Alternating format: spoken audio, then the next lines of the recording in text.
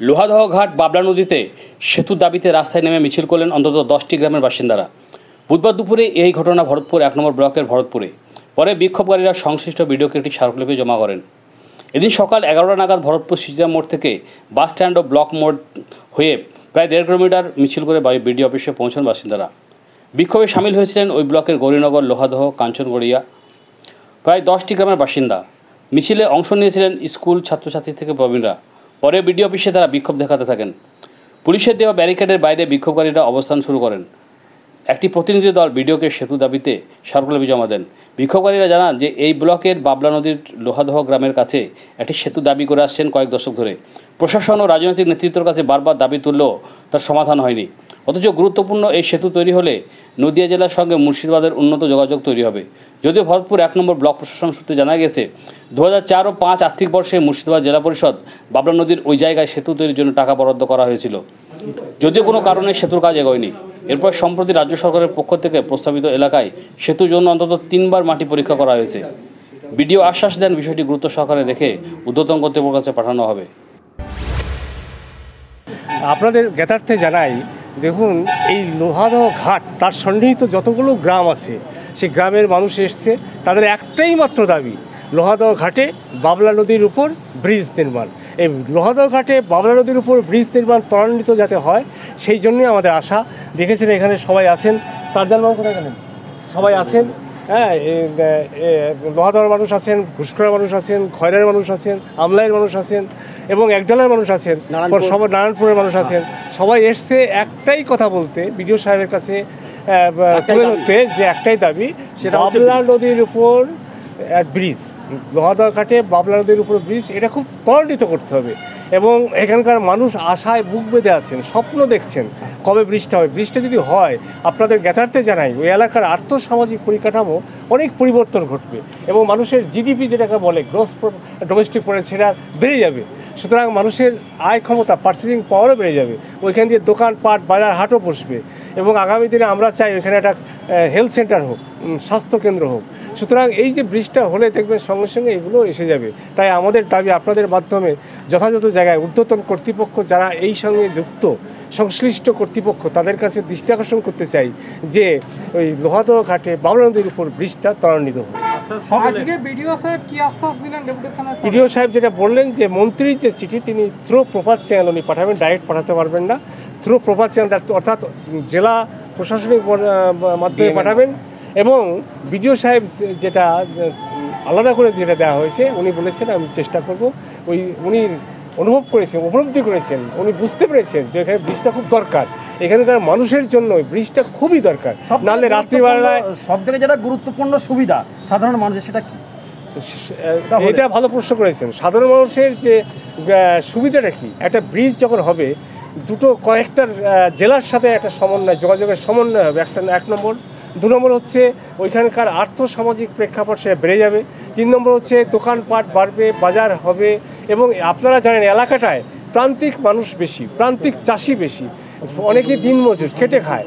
সুতরাং ওই যে যারা চাষি, যাদের কৃষিজাত দ্রব্য, কৃষিজাত ফসল সেটা ন্যায্য দাম পায়, সেই দামটা তারা পাবে, বিভিন্ন জায়গায় গিয়ে সেটা আনতে পারবে। আর তারপরে হচ্ছে শিক্ষা, ছেলে মেয়ে এডুকেশনটা তৈরি হচ্ছে না, তারা যে রেল যোগাযোগ, বাস যোগাযোগ অতি সহজে করতে পারবে। ফলে জানবেন শিক্ষা, স্বাস্থ্য এবং আর্থিক এই বিভাগগুলো এখানে উন্নতি হবে। আজকে ডেপুটেশন জমা দেওয়ার পর কতখানি ভরসা পেলেন? আমরা তো সবসময় ভরসায় থাকি, আমরা আশাবাদী, আমরা পুরোটাই ভরসা করছি যে আমাদের এই ব্রিজ খুব শীঘ্রই হবে। এর আগেও আমরা দেখেছি অনেক রাজনৈতিক দল ওখানে গিয়ে মাপজোক এবং বিভিন্ন প্রতিশ্রুতি দিয়েছে, এরপরেও আপনাদের কতটুকু আশা যে এই ব্রিজ হবে বলে? শুনুন, অতীতে কি হয়েছে আমি জানি না, এই মুহূর্তে মানে বলে না একটা সময় মানুষ সময়ের পরিবর্তনের সাথে সাথে মানুষ পরিবর্তন হয়। তাই এই সময়টা আমি মনে করছি সকলেই পরিবর্তন হয়েছে এবং প্রশাসনিক দপ্তরও পরিবর্তন হয়েছে। প্রশাসনিক দপ্তর রিয়ালাইজ করেছে, উপলব্ধি করেছে, এটা বলে মানে বুকে হাত দিয়ে তারা যদি বলে যে তারা উপলব্ধি করেছে এবং উপলব্ধি করে তারা বুঝেছে যে এখানে ব্রিজ দরকার। এবং ব্রিজের ব্যাপারে আপনারা জানেন সয়েলিং টেস্ট ইত্যাদি হয়েছে, এখন কী পর্যায়ে আছে আমি তো জানি না। তবে আমাদের দাবি, আমরা যারা সাধারণ মানুষ, আমাদের দাবি লোহাদহ ঘাটে বাবলা নদীর উপর ব্রিজ সত্য। ভরপুর ব্রিজ হবে সে কেন? আমাদের বাবলা নদীর উপর যে ব্রিজ হবে, সেই ব্রিজ হলে ভাই আমাদের অনেক উপকার হবে। ছেলে মেয়ে, হ্যাঁ কি উপকার হবে? উপকার হবে, ছেলে মেয়ে স্কুলে যেতে পারে না, আমরা পারাপার করতে হতে পারি না, বর্ষার লোক পাওয়া যায় না, কত অসুবিধা। তার জন্য ব্রিজ হবে, তার জন্য আমাদের খুব উপকার হবে।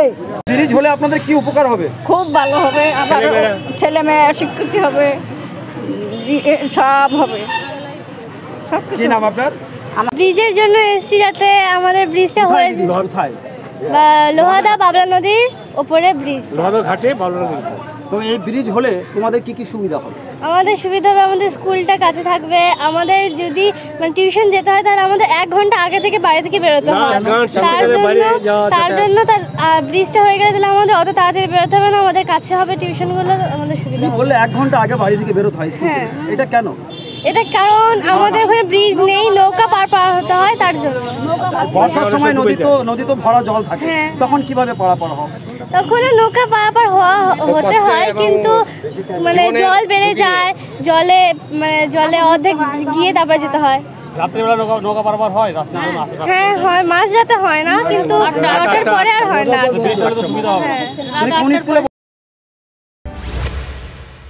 আসছে এখানে গৌরীনগরে বাবলা নদীতে ব্রিজ হবে, সেজন্য আসছি। ব্রিজ হয় না, আমরা আরো 10 বছর আগে থেকে বলছি ব্রিজ করো, এরকম ভিডিও সবে কিছু শুনছেই না আমাদের কথা।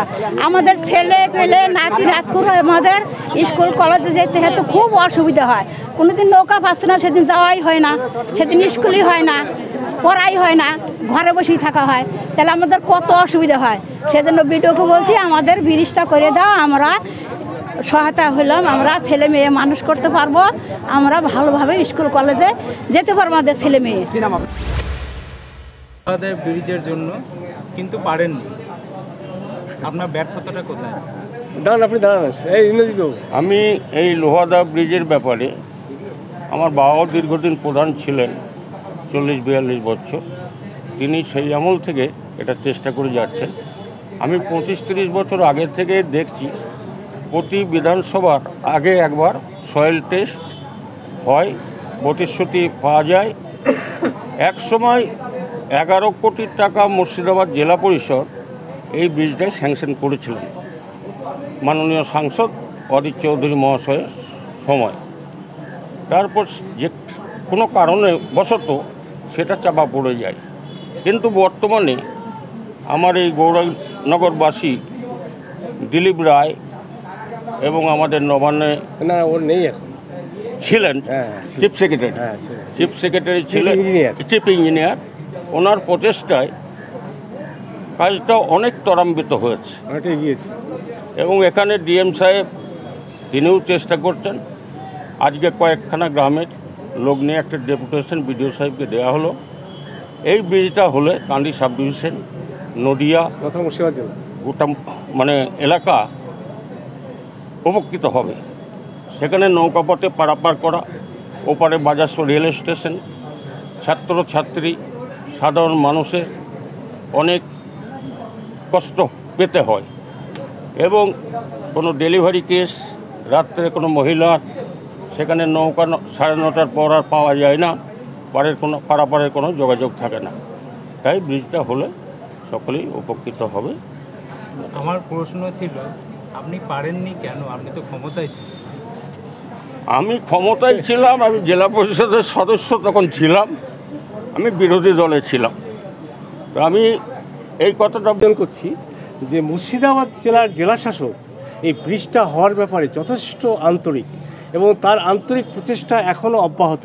এবং তিনি আমাদের বলেছেন, তিনি যে চিফ সেক্রেটারি মনোজ পন্ত তাকে দিয়েও বলা করিয়েছেন, যে ইনি এখন পূর্ত দপ্তরের সচিব অন্তরা আচার্য, তাকে বলা করিয়েছেন। আর আমরাও আপনাদের জ্ঞাতার্থে জানাই, আমরা নবান্নতে দীর্ঘদিন যাতায়াত করছি, তার কিছুটা এই প্রমাণ হিসাবে তার কিছুটা দেখাচ্ছি। যে এই যে দেখুন ভিজিটর স্লিপ, গেলে ভিজিটর স্লিপ লাগে, এই যে ভিজিটর স্লিপ, মানে আমরা যে কথাগুলো মিথ্যা বলছি না, ভিজিটর স্লিপ, এই ভিজিটর স্লিপে গিয়ে আমরা নবান্নতে, এই নবান্নতে গিয়ে আমরা দৌড়ঝাঁপ করছি। আশা করছি আপনাদের এই মিডিয়ার মাধ্যমে ঊর্ধ্বতন কর্তৃপক্ষের কাছে গিয়ে পৌঁছাবে, আমাদের ব্রিজটা ত্বরান্বিত হবে। ঠিক আছে।